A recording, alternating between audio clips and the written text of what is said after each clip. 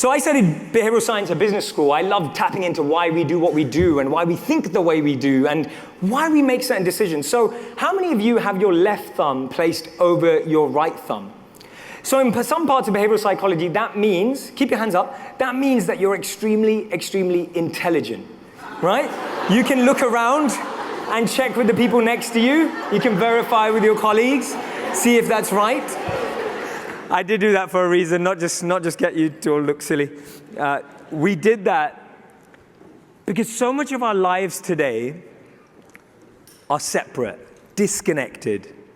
We have left and right, black and white. We have things that we love to do. We have things that we have to do. We have things that we look forward to and can't wait for. Then there are things that we wish we quite frankly never had to do. And then we have this thing called work. Then we have this thing called life.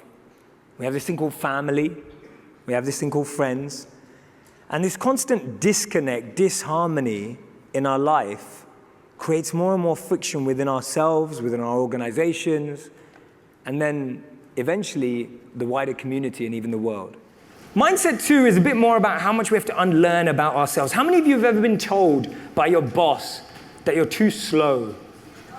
How many of you have ever been told, don't look at that. How many of you have been ever told by your boss that you're too bossy? And you're thinking, yeah, right, you know?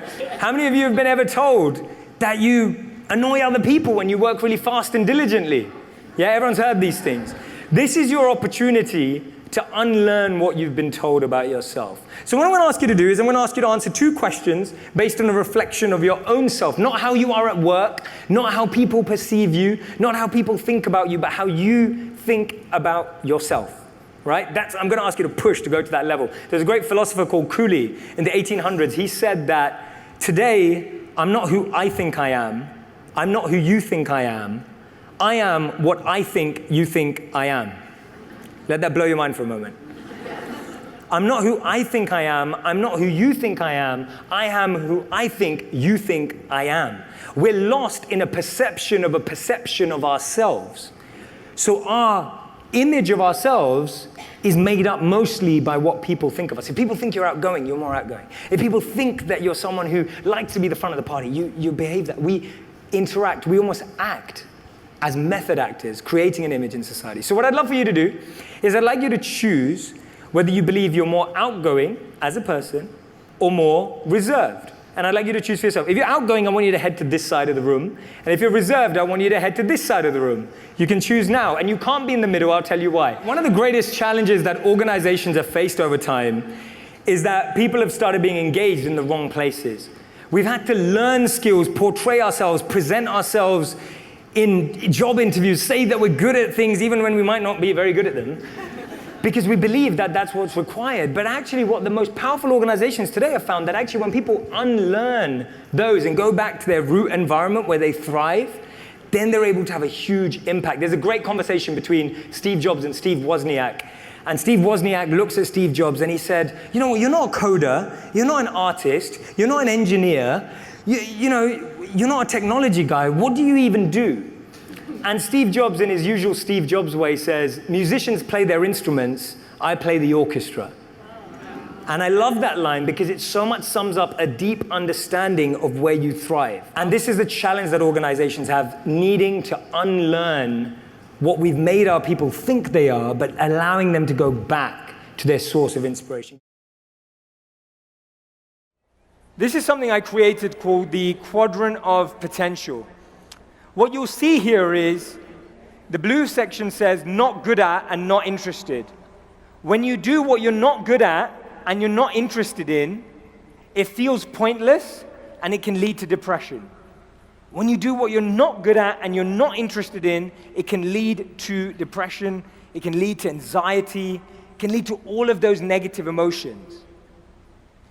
Now look at the yellow section of the quadrant. Not good at but interested. There's a lot of stuff in the world that we're not good at, but we're interested in. For me, social media used to be one of those things. I was interested in social media, but I wasn't good at it. But that's something where you see potential and you feel excitement. When you're trying to learn something that you're not good at, but you're interested in, you feel a buzz. It's exciting. Look at the gray section of the quadrant. The gray section of the quadrant is good at, but don't love. That's what most of us end up doing for work. We do something that we're good at, but we don't really love it. It doesn't fulfill us. And that ends up being a profession, but it stresses us out. And finally, in the orange quadrant, you have good at and love. That's where you find passion, and that's where you experience fulfillment. What I'd love for you to do is today, tomorrow, sit down with your partner, your friend, and actually reflect on 2 to 3 things in each section of that quadrant. Do you know what you're good at and love? Do more of that. Do you know what you're not good at but interested in? Do more of that. Spend your life in the orange and yellow side of the quadrant, and you will never, ever have to experience that pressure, that stress, anxiety in the negative sense. You'll still experience stress and pressure. I experience stress and pressure, but it's good. It motivates me, inspires me, not bring me down. Let's move away from spending time in the good at and don't loved and not good and not interested. And if you feel that sense and it's strong for you, water that, grow that, nurture it. Don't tell it to be quiet. Don't push it aside. Don't ignore it, because one day you'll ignore it so much that it won't be there anymore. It will get so quiet. Don't let that happen. All right? Don't let that happen. And finally, your passion becomes a purpose when you use it in the service of others. When you identify what you're good at, what you love, your wiring, your qualities, your values, your skills, your abilities, and you use that to make a difference in the life of other people, that's when you're going to feel most fulfilled. Fulfillment is not just about doing good. It's about becoming better and then doing good with what you have. People often ask me about my meditation routine or my morning routine. I meditate for 2 hours a day. I have done for the last 13 years. And one of my favorite meditation practices that I do, which is the smallest and shortest part of my meditation, is that I refine my intention.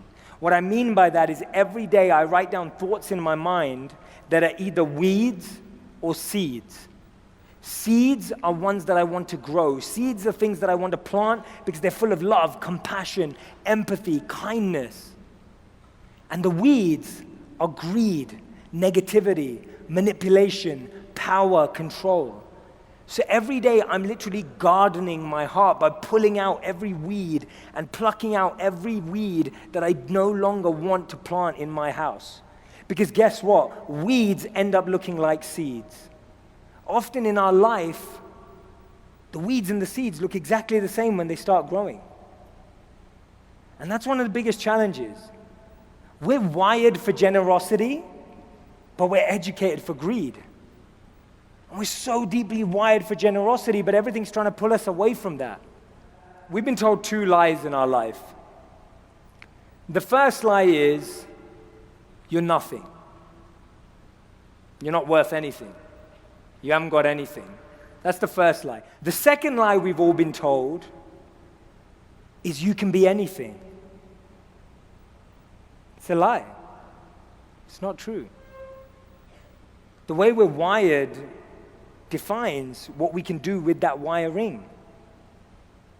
And therefore the truth is, you can't be anything you want, but you can be everything you are. What does the leader of the future look like? What is the leader that's going to change and shift, not only personally, but purposefully shift humanity through the incredible work that you do here at GE? What does that leader look like? And the number one answer that came to my mind is that that leader is a connected thinker. And that connected thinker has 4 key elements that I'm going to be sharing with every single one of you today.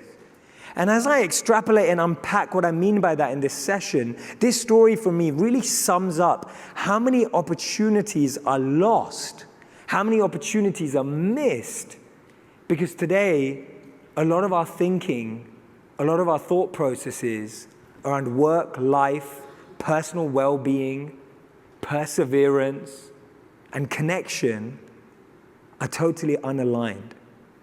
And I really want to dive into those with you today. So what I'm fascinated by is what makes a leader truly limitless? What helps us think beyond our wildest dreams, but also create solutions with purpose that revolutionize people's lives, that create real impact, meaningful impact, fulfilling impact in people's daily lives, something that you've been doing for years. How can we truly do that? What is the leader that will put that above everything else? Human experience above everything else. Because you can have access to all the technology in the world, you can have access to all the intelligence in the world, but without the desire to create true human impact through true human potential in all of you, we start getting that disconnection settling in again. And when I was doing this research, I spent a lot of time researching what it is about the leadership, the executives that have had impact in the toughest times, economically, socially, politically. What is it that has made them different? What is it that has made them stand out? And this is what Harvard found. So Harvard found that the connected thinker was the difference maker. And the way they looked at this, they looked at 3,000 executives, leading executives who'd redefined industry, shifted progress, made an impact when it most mattered. I want to ask you a question. What do you think is the number one skill that these 3,000 leaders believed was the difference maker? Some of the best products in the world that we use today have been brought about that community thinking, where your problem is my problem, your success is my success. And they've seen that this spirit not only transpires across the whole organization, affecting people, but it even makes a huge difference to our inner fulfillment, our inner space. See, competition mentally and for our brain is good to a certain degree. But after a while, when that competition seeps into envy and jealousy, if you look at the body map of emotion and how that chemically looks, it's painful. So no matter how fragmented, disconnected you feel, when you start thinking like this, when you start living like this, when you apply the community mindset, you're able to infuse that energy inside the whole organization.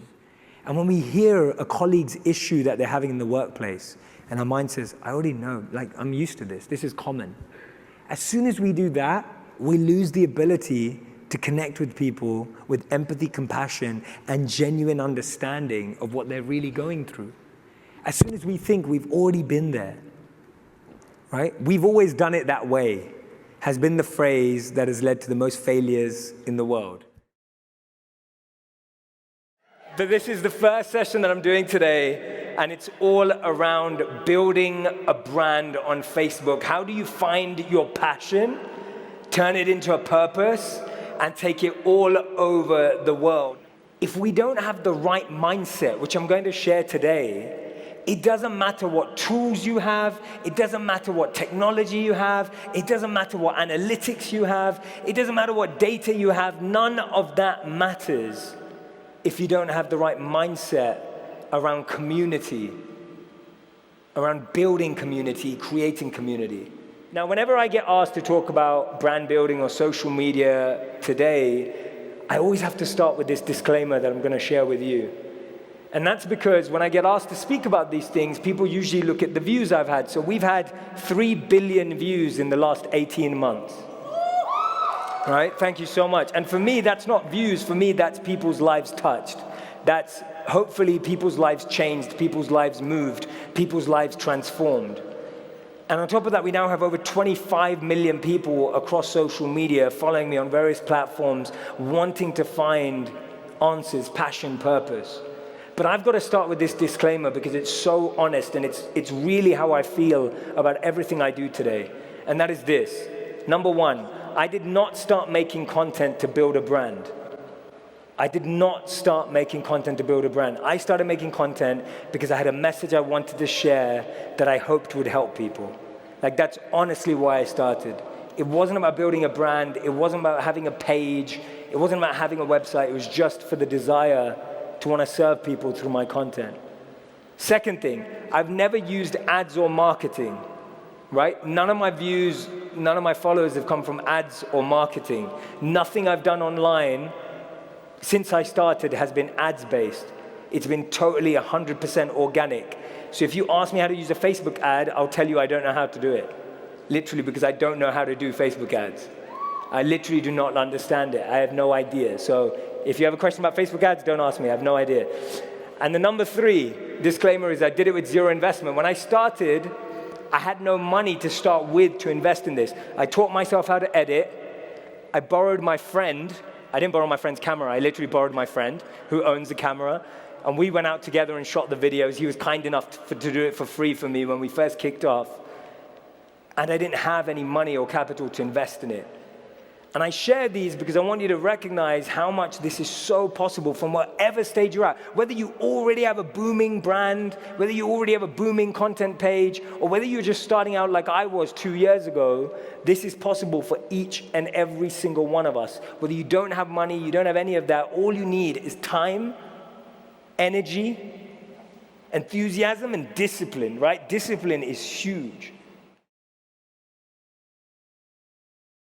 Here's a Google search that I actually did last night.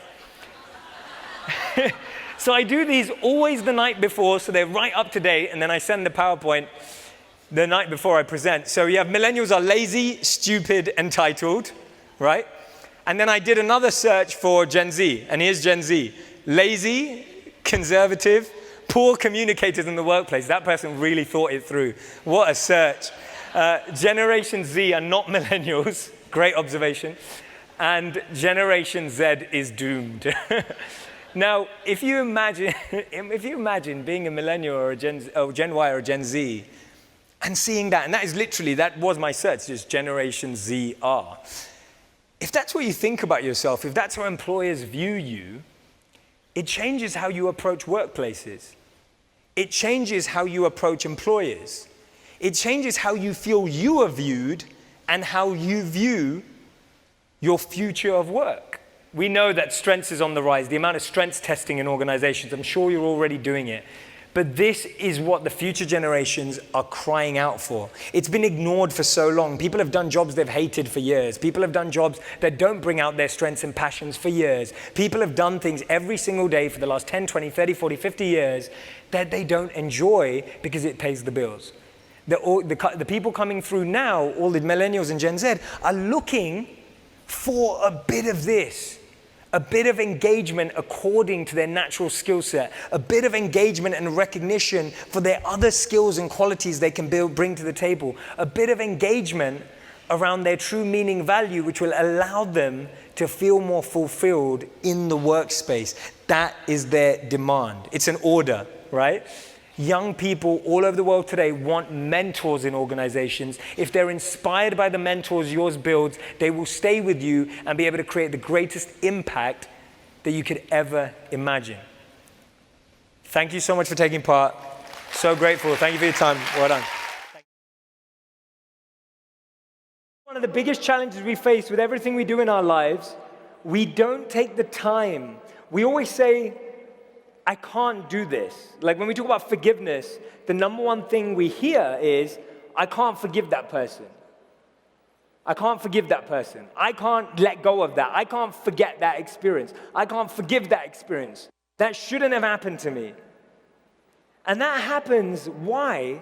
Not because we can't, but because we've never taken the time to define what forgiveness means to us.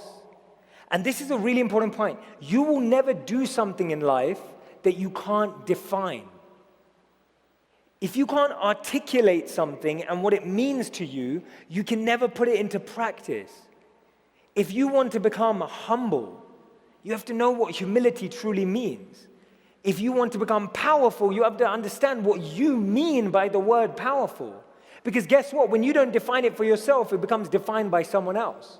And so most of us are living words, feelings, qualities defined by other people's definitions, created by other people's definitions. That's why we don't feel successful. Because we're basing our definition of success based on what we've heard. We've never defined what success means to us. So just as we have to redefine what success means to us, just as we have to redefine what love means to us, what relationships mean to us, We really have to get to a stage in our life where we also redefine what forgiveness means for us and for that particular situation. At the stage we're at in life, we have to redefine terms. As we evolve, we will redefine terms. Your definition for success will not remain the same your whole life. Your definition for forgiveness will not remain the same the whole life. Your definition for nothing will remain the same your whole life. It will evolve. As long as you're evolving, everything about you will evolve. If what around you is not evolving, it's because you're not. Right? If you're not growing, if your values aren't growing, if your definitions aren't growing, it means you're not growing. It's a great way of testing whether you're feeling or experiencing growth. So my definition, when I define the word forgiveness, comes to this: learning to accept an apology you never received. Right? That's my definition, my current definition. It will change, it has changed. But for me, forgiveness is learning to accept apologies that I never received, even from myself. Right? Even from myself. And this is the incredible thing about forgiveness. Forgiveness is not a place or a destination, it's a process. Forgiveness is not just a sentiment or a feeling, it's a process. And sometimes we say, oh, I can't forgive them, they don't deserve it. Not realizing that you do. Because forgiveness is about you. Forgiveness is a process for yourself. Forgiveness is something we're doing for ourselves. So when we say, I can't forgive them, they don't deserve it, but you deserve it for yourself. And when I look at forgiveness from that perspective, then I come to this definition. I come to this version of what forgiveness truly, truly means to me.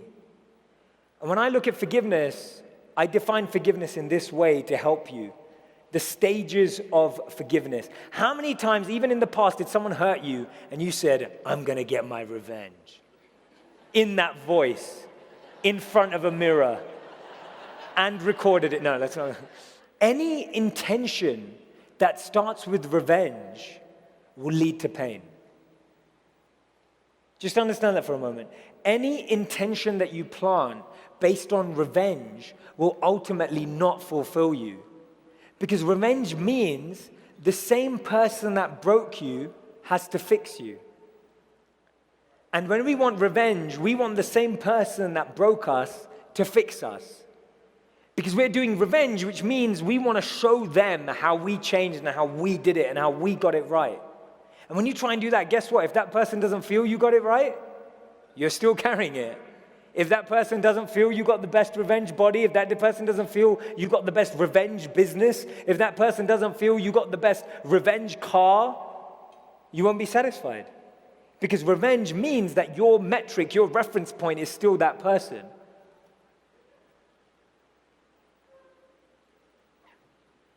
The person who broke you cannot fix you. And you do not fix yourself by breaking someone else.